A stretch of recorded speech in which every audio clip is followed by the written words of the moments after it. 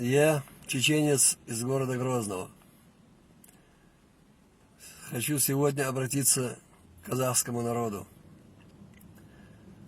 1 марта в Казахстане отмечается День благодарности. Поэтому от имени всего нашего народа хочу сказать огромное вам спасибо и низкий поклон, дорогие вы наши.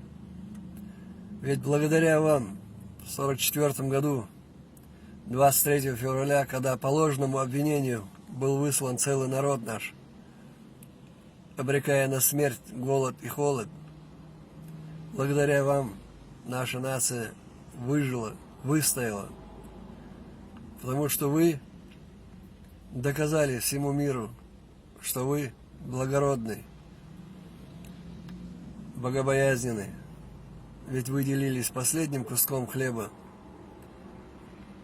хотя сами жили впроголодь, ведь это была военная пора.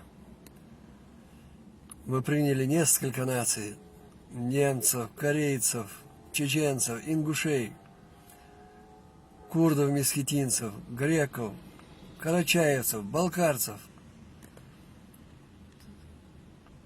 И все эти нации, благодаря вам, выжили, выстояли. Поэтому от моего народа низкий поклон вам. Спасибо вам, дорогие наши. Желаю, чтобы в Казахстане всегда было чистое небо, достаток, благоденствие. Қазақтар, бауырларымыз, тек жақсын тілейміз сіздерге. Құдайдан тек берекет болсын сіздерге. Біздер бірміз. Маған чечен, казах бірдей. Аллаху акбар. Аман сау болыңдар. Тек жақсын тілеймін сіздерге.